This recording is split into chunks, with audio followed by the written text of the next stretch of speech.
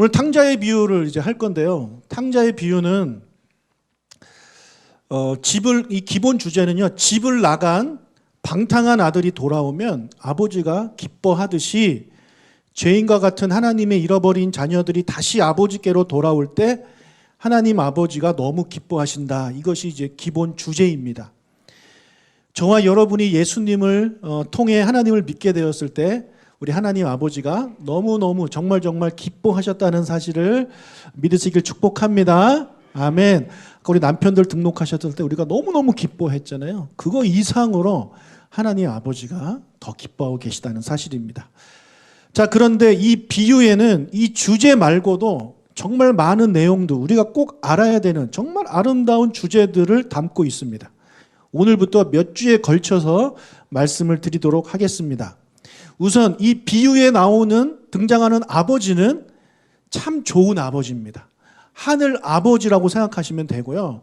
그다음에 여기 나오는 두 아들들은 저와 여러분 같은 죄인이라고 이제 생각을 하시면 되겠습니다. 그걸 염두에 두고 들으시면 됩니다. 어떤 사람에게 두 아들이 있었습니다. 그중 첫째 아들이 아버지에게 다음과 같이 말합니다. 11절, 12절 읽겠습니다. 또 이르시되 어떤 사람에게 두 아들이 있는데 그 둘째가 아버지에게 말하되 아버지여 재산 중에서 내게 돌아올 분깃을 내게 주소서 하는지라. 아버지가 그 살림을 각각 나누어 주었더니 아버지 재산 중에서 내게 돌아올 분깃을 달라는 얘기는 유산을 미리 달라는 얘기죠. 아버지가 돌아가실 때까지 못 기다리겠으니까 지금 달라는 겁니다. 여러분의 자녀가 이런 요구를 한다면 여러분 주시겠습니까? 안 주시겠습니까? 줄 게 없어도 있어도 안 줄 겁니다. 저희 아버지가 그렇게 하시더라고요. 재산을 주면 안 된다. 미리 주면 안 된대요. 근데 어떤 분들은 미리 줘라 그랬는데 어떤 할아버지가 자기가 재산을 미리 줬는데 이 아들이 그걸 또 다 썼대요. 그리고 얼마 안 남은 그 돈을 또 달라고 하는 거래요. 근데 그 돈은 못 준다, 다 먹고 살아야 된다 하니까 그때부터 그 아들이 집에도 찾아오지 않는데요. 그 얘기를 이제 전혀 들으시고 굳게 결심하신 거예요. 절대 오요한이한테는 절대 유산을 미리 줄 수 없다. 보통 아버지들이 그렇지 않습니까? 그런데 이 아버지는요, 둘째 아들한테 유산을 나누어 줍니다. 엄청난 양의 재산 3분의 1을 딱 떼서 나누어 줍니다. 첫째 아들에게도 3분의 1을 딱 떼서 줍니다. 유산을 받은 두 아들은 어떻게 했을까요? 13절입니다. 그 후 며칠이 안 되어 둘째 아들이 재물을 다 모아가지고 먼 나라에 가 거기서 허랑방탕하여 그 재산을 낭비하더니 이 둘째 아들은요, 재산 받자마자 정리를 싹 합니다. 며칠이 안 돼서 얼마나 열심히 준비했는지 몰라요. 그래서 먼 나라로 가버렸습니다. 거기 가서 허랑방탕하게 살았습니다. 재산을 다 낭비했습니다. 여기서 질문 하나 우리 할 수 있죠. 이 아버지는 이 둘째 아들이 재산을 물려받으면 이렇게 할 거라는 것을 예상하지 못했는가? 여러분, 부모라면요 당연히 예상합니다. 부모라면 당연히 예상한 거예요. 모를 수가 없어요. 더더욱 이 아버지는 자녀를 너무너무 사랑하는 아버지잖아요. 그러니까 이 자녀에 대해서 관심도 많았을 겁니다. 그러니 돈을 주면 이놈은 분명히 함부로 할 놈이다. 고생할 거다. 분명히 알았을 것입니다. 저에게도 자녀가 3명이 있는데요. 이 3명과 함께한 시간들을 통해서 우리 아이들의 성향을 제가 잘 압니다. 우리 아이들은 돈이 생긴다고 함부로 쓰는 애들이 절대 아니에요. 돈이 생기면 다 엄마 갖다 줘요. 물론 자기 통장에 쌓아두는 애도 있지만 함부로 쓰지 않아요. 그리고 우리 아이들은 저한테 용돈을 달라는 말도 안 해요. 용돈 준 적이 없어요. 그러니까 저는 나중에 우리 애들한테 유산을 미리 나눠줄 생각입니다. 진짜로. 우리 아내가 허락하면. 아내가 더 세기 때문에.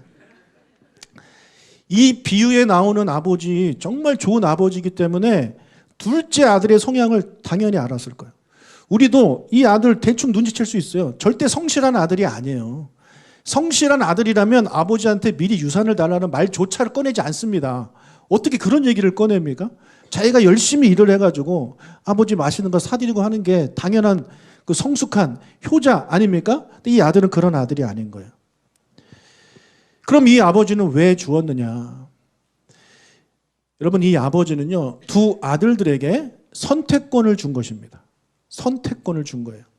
첫째 아들은 유산을 받고 아버지 곁에 머무는 것을 선택했고, 두 번째 아들은 유산을 받고 아버지를 떠나 멀리 가서 자기 마음대로 사는 것을 선택했습니다.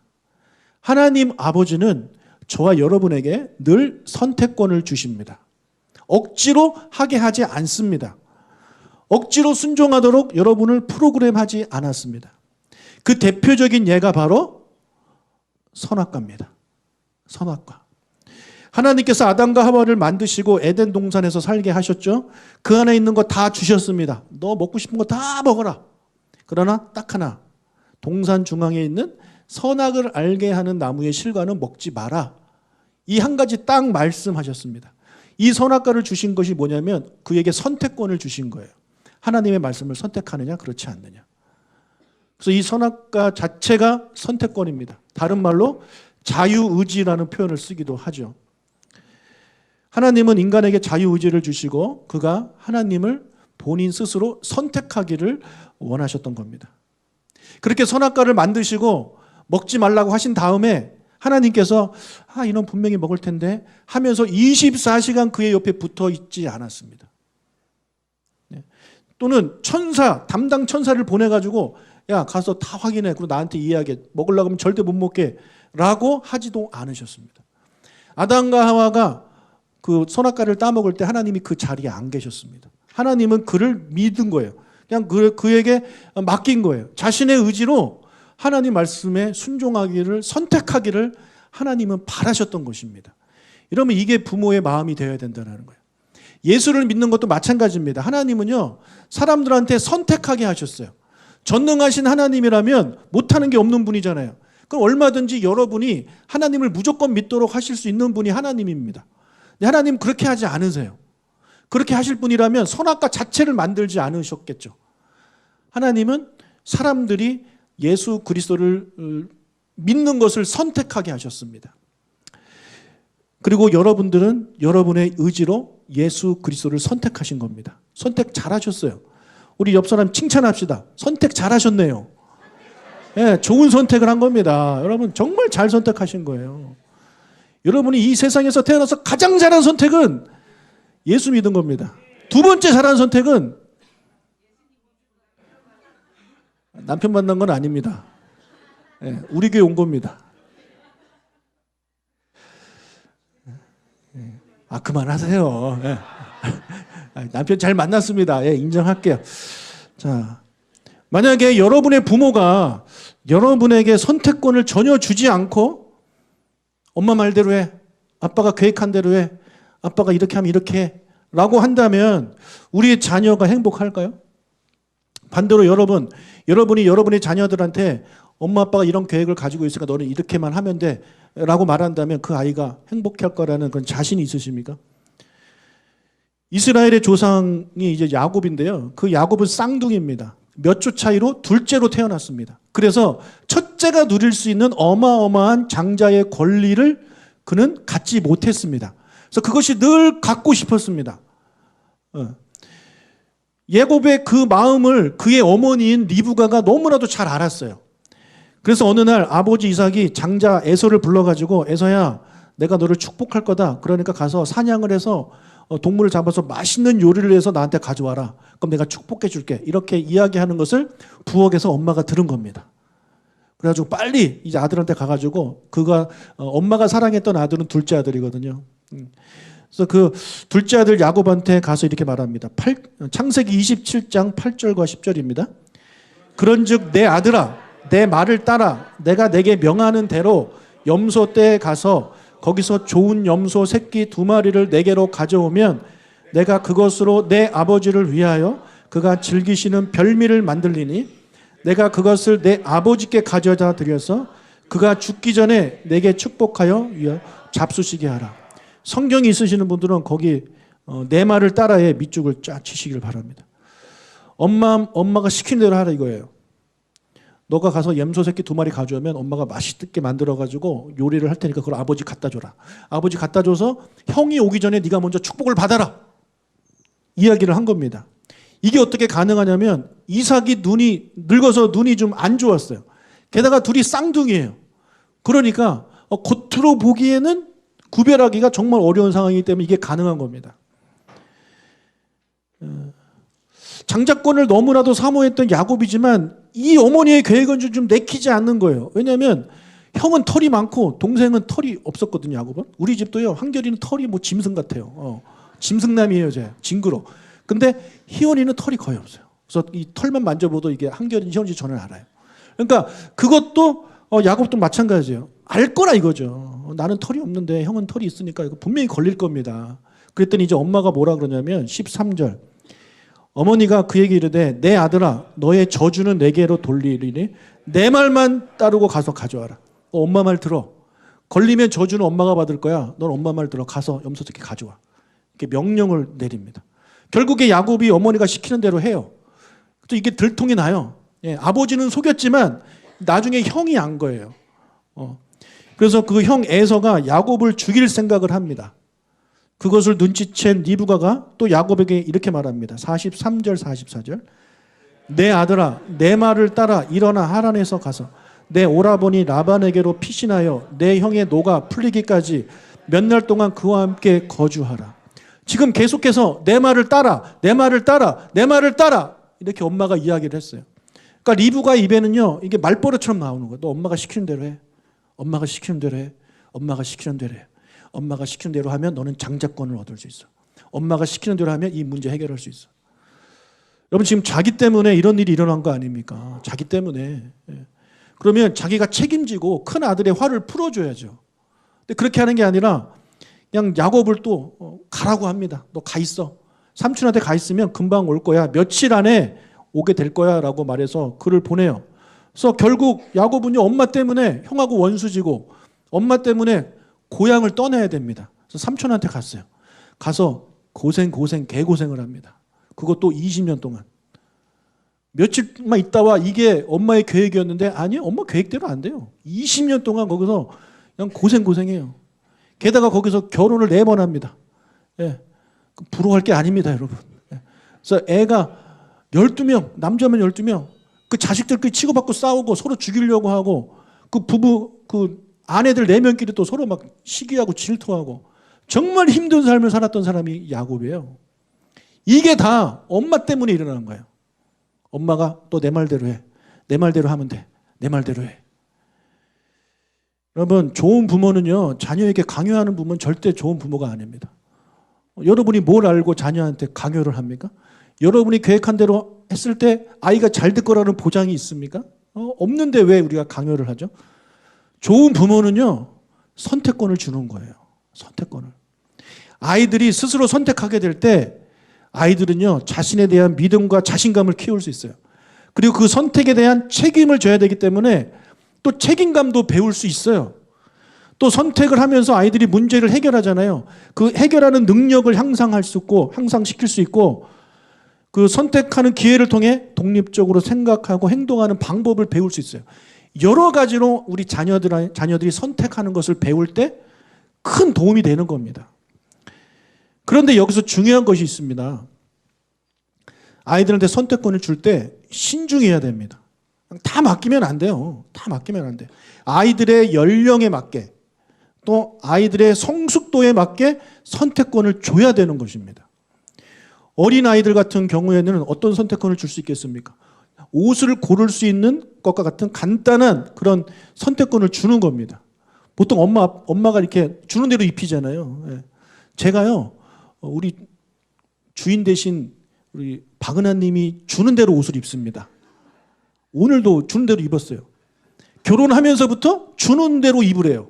그래서 제가 주는 대로 입었으니까 아내가 신경 안 쓰면 저는 개판으로 입어요. 그래서 제가 패션 테러리스트가 되어버렸어요. 나도 모르는 사이에. 예. 못 입겠어요. 아침마다 물어봐요. 여보 뭐 입어 오늘? 뭐 입어? 이런 사람이 제가 됐단 말이에요. 그러니까 아이들한테 엄마가 이거에 다 일일이 다 강요하고 그렇게 하면 아이들은 선택할 수 있는 그런 능력을 상실해 버리는 겁니다. 청소년들한테는 어떤 선택권을 줄 수 있을까요? 학교에서 어떤 활동을 할 것인가, 어떤 친구를 만날 것인가, 이거 자기가 선택할 수 있죠. 부모가 너는 이런 친구를 만나야 돼, 이런 애랑 사귀어야 돼, 이런 거 하는 부모가 얼마나 많습니까? 그런 거 안 된다라는 거예요. 문과, 이과 결정하는 것도 자기가 선택할 수 있게 기회를 줘야죠.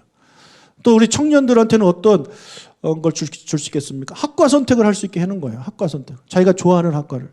우리 한결이 수시 그 준비 때문에 지금 발표 나가 제가 좀 관심이 많았는데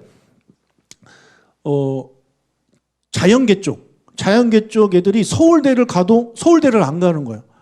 많은 아이들이 서울대를 안 가요. 그 이유가 뭐냐면 의대 가려고 수많은 아이들이 다 포기하는 겁니다. 제가 그런 생각을 했어요. 과연 그 수많은 아이들이 정말 본인의 의지로 의대를 가려고 하는 것일까? 아니면 부모가 너 의대 가야 돼. 의대를 가야 전망이 좋아. 의대를 가서 얘야 돈을 많이 벌어. 집안에 한 명은 의사가 있어야 되지 않겠니? 네 얼굴에는 의사가 돼야 예쁜 여자는 결혼할 수 있어. 뭐 이런 식으로 이야기를 계속해서 의대를 선택하는 애들이 많지 않을까라는 생각을 해보는 거예요. 실제로 드라마 보면 그런 내용들이 많이 나오지 않습니까? 왜 부모가 자녀가 나중에 커서 뭐가 하고 싶은지조차도 부모가 정해주냐고요. 자기가 하고 싶은 거 해야죠. 부모가 이루지 못한 꿈을 자녀가 이루게끔 강요해서는 안 됩니다. 자기가 좋아하는 게 있는데 자기 좋아하는 걸 본인이 스스로 선택할 수 있도록 그런 선택권을 주는 거 너무너무 중요합니다. 우리 부모가 언제까지나 자녀 곁에 있을 수 없잖아요. 언젠가 이 아이는 성인이 될 거고 언젠가 가정을 이룰 건데 그럼 본인이 잘 결정해서 선택해야 되는 그런 상황이 될 텐데 그런 선택권을 가지지 못한 아이가 어떻게 나중에 커서 올바른 선택을 할 수가 있겠습니까? 여러분 배우자까지 결정해주는 그런 부모들도 참 많은 것 같아요. 그러나 자녀의 안전과 건강에 영향을 미칠 수 있는 그 정말 중요한 결정은요. 부모님이 책임을 져줘야 되는 겁니다.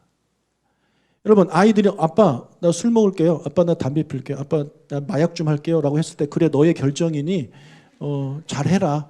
다만 걸리지만 말아라. 뭐 이러겠습니까? 절대 안 되라고 말을 하겠죠. 네.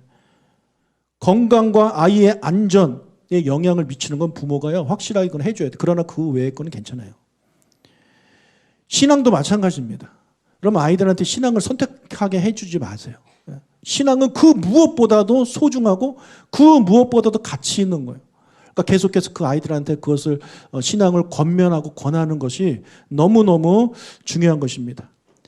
따라서 여러분 자녀한테 선택권을 주는 것은요 쉽지 않아요. 어려워요.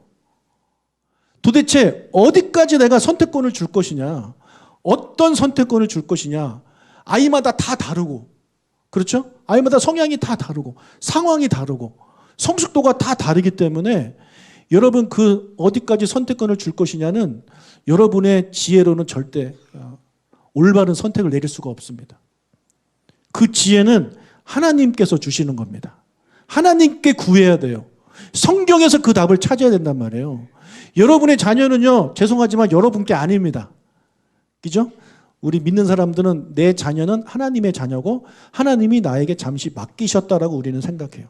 그러니까 하나님이 나에게 맡겨주신 자녀를 내 생각대로 키워서는 안 되고 하나님이 원하시는 대로 하나님이 기뻐하시는 대로 건강하게 키워야 될 책임이 저와 여러분에게 있는 거예요. 그러니까 더더욱 하나님께 여쭤봐야죠. 하나님 참 어렵습니다. 제가 어떤 선택권을 줘야 할까요? 그거에 대해서 하나님께 물어보고 기도하고 그런 시간들을 갖는 게 바로 기도의 시간입니다. 또 성경을 읽으면서 성경에 정말 수많은 문제에 대한 답들이 다 들어있어요. 그 성경을 읽으면서 묵상하면서 성령께서 여러분한테 그 답을 주시는 거예요.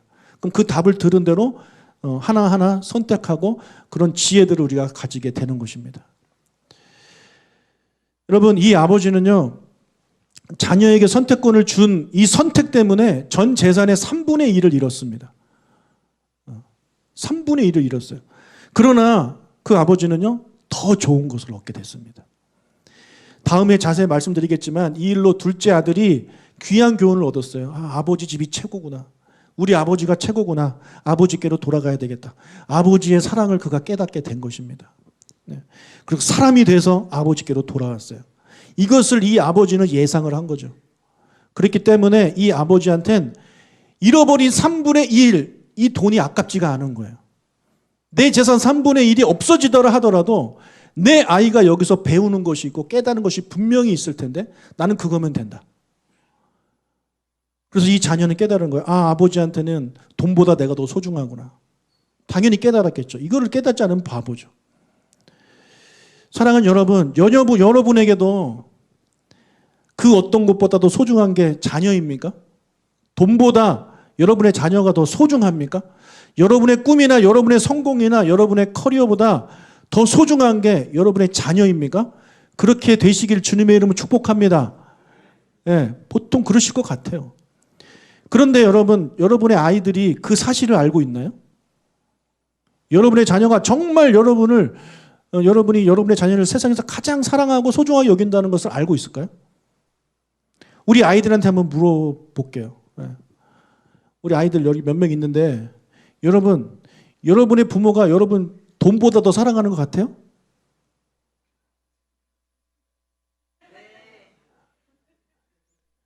한 명 끄떡하고 5학년은 눈치가 빨라서 대답을 했네요. 네. 아이들이 잘 모릅니다. 잘 몰라요. 왜 모를까요? 나는 그렇게 자녀를 사랑하는데 자녀는 왜 나를 사랑하는지 잘 모를까요? 첫 번째, 표현을 하지 않기 때문에 그렇습니다. 표현을 하지 않기 때문에. 여러분 표현하십시오. 말로 표현하세요. 사랑한다. 넌 소중하다. 카톡으로 하든지 편지로 하십시오. 안아주고 쓰다듬고 그렇게 해주세요. 그러면서 사랑을 표현해 주세요. 말하지 않아도 안다고요? 아니요. 말해야 알죠. 말해야 아는 겁니다. 그리고 함께하는 시간이 부족해서입니다. 우리 특히 아버지들은요, 자녀에게 좋은 것을 해주고 싶어서 열심히 일하잖아요. 열심히 일하니까 바빠요. 바쁘니까 자녀들과 함께할 시간이 턱없이 부족해요. 어떤 아빠들은 아이들 잘 때 나와서 아이들 잘 때 들어갑니다. 제가 부목사 때 그렇게 살았습니다. 애들 맨날 자는 것만 봤어요. 함께하는 시간의 양이 부족하기 때문에 자녀는 아빠가 자신을 그 어떤 것보다 사랑한다는 것을 모르는 거예요. 함께하는 시간이 쌓여야 아이들이 아는 거예요. 저희 아버지는 정말 열심히 일하셨고 정말 신앙생활 열심히 하셨습니다. 그런 아버지가 아주 자랑스럽습니다. 그런데 너무 바쁘게 사셨기 때문에 아버지와의 추억이 별로 없어요. 아버지 서재에 들어가면 이만한 사진들이 엄청 많아요. 근데 그 사진들이 다 뭐냐면 어디 큰 집회 가서 기도하고 설교하는 그런 사진들이에요. 무슨 잠실 운동장 같은 데 가서도 막 기도하고 그런 걸 하셨더라고요. 의리의리합니다.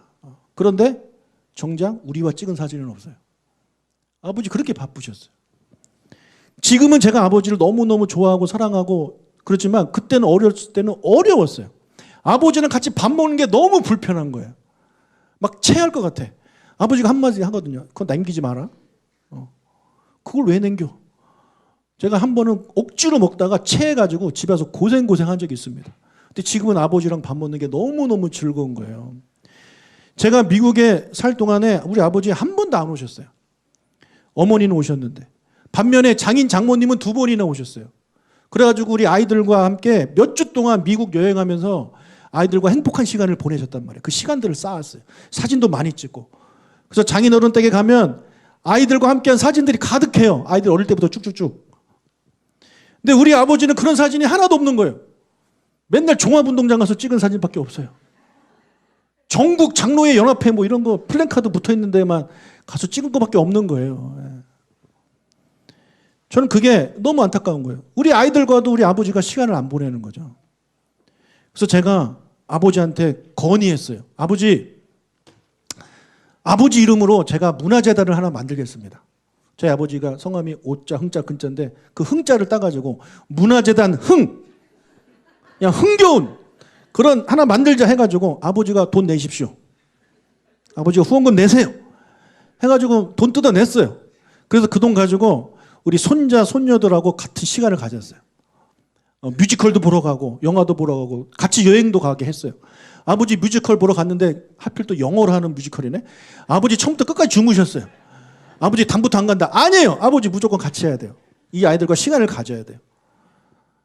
그래서 우리 아버지 이제 애들 졸업식, 결혼식 이런 거 다 가십니다. 예. 우리 아이들이 아버지와의 추억도 막 쌓아가고 저와도 이런 시간들이 쌓여가니까 아버지가 너무 좋은 거예요. 예. 아버지가 정말 오래오래 사셨으면 좋겠어요. 유산 늦게 주셔도 되니까 정말 오래오래 사시길 저는 간절히 바라요. 시간을 쌓아야 돼요. 우리 아버지 저한테 표현도 안 했습니다.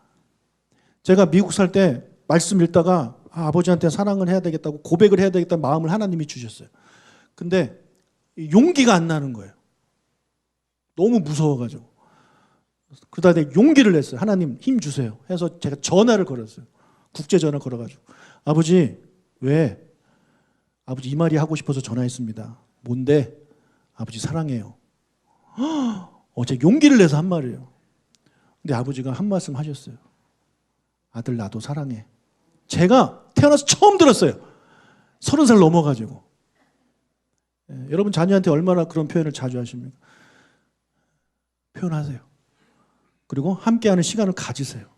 그래야 여러분의 자녀가 여러분의 자녀를 생명보다 돈보다 소중하게 생각한다는 것을 그 아이들이 아는 거예요. 성경에서 가장 모범적인 부자지간이 누구냐면 하나님과 아버지입니다. 하나님과 예수님 그 사이예요. 저 천국에 사실 때도 두 분은 영원토록 영원부터 영원까지 함께 하시는 분이지만 예수님께서 이 땅에 오셨을 때도 마찬가지예요. 예수님이 이 땅에 오셔서 정말 바쁘게 사셨는데 그 바쁜 와중에도 예수님은 꼭 시간 내셔서 기도하러 산에 가십니다. 그래서 그 시간에서 하나님과 대화하는 시간을 갖는 거예요. 그런 시간이 계속해서 유지됐기 때문에 하나님과 아버지의 그 부자 간의 그런 끈끈함과 사랑이 유지가 되는 거예요. 2주 전에 저는 정말 감동했습니다. 당사자가 이곳에 계셔서 좀 죄송하지만 우리 권한 씨 장남 동섭이가 이제 교회 안 다니겠다고 그랬다는 거죠. 아빠를 위해서 그렇게 기도해도 아빠가 교회 안 오는다. 몇 년 동안 기도해도 안 온다. 하나님 없는 거다. 안 간다. 그 이야기를 엄마가 듣고 얼마나 마음이 무너져요. 낙심하고. 근데 남편이 물어봤대요. 교회 안 가 오늘? 동섭이가 하나님이 없대. 그렇게 기도해도 아빠가 교회 안 가는 거 보면 하나님이 없대. 그 이야기를 하니까 아버지가 가자. 교회 가자. 해가지고 그날 오신 겁니다. 맞습니까? 네. 저는요 그 얘기를 듣고 와, 우리 소병준님은 정말 멋진 아빠다. 이런 아빠가 그렇게 많지 않아요. 아이들이 막 울고 그래도 신경도 안 쓰는 아빠들이 얼마나 많은데요. 자기 골프 치러 가고 자기 놀러 가고 잠자고 이런 아빠가 얼마나 많은지 모릅니다. 근데 그 사랑하는 아들의 마음이 다치는 것이 걱정하는 그 아버지의 사랑을 제가 이제 느낀 거예요. 저만 느꼈겠습니까? 우리 아이들도 확실히 느꼈을 것 같아요. 동섭아 느꼈니? 야, 여기서 내라고 해야 돼. 여러분 주일마다 멀리 하남에서 서울에서 김포에서 아이들과 함께 차 타고 버스 타고 예배 드리러 오는 그 시간들이 여러분 절대 시간 낭비 아니고요. 절대 헛된 시간 아닙니다. 여러분과 자녀와의 함께하는 시간을 쌓는 겁니다. 그 시간들이 쌓이면 여러분과 여러분의 자녀가 더 친밀해지게 될 것입니다. 함께 예배하고 함께 파티하고 사랑하는 딸이 이 앞에 나와서 율동하는 거 태어나서 처음 하는 그거 율동하는 그 시간에 동참하고 세례받는 시간에 동참하고 예배 시간에 같이 동참하고 이런 시간들이 쌓일 때 단순한 그 부자지간의 그런 정뿐만 아니라 영적으로도 서로 돕고 서로 사랑하고 이런 아름다운 신앙이 굳건하게 이제 쌓이게 될 줄로 믿습니다. 여러분 그런 좋은 부모가 되어 주십시오. 아무리 바쁘셔도요 시간 좀 내셔가지고 자녀들과 함께하는 그런 시간들을 꼭 갖고 표현해 주시고 그들에게 선택권을 줄 수 있는 여러분들이 되시길 주님의 이름으로 축복합니다. 아멘.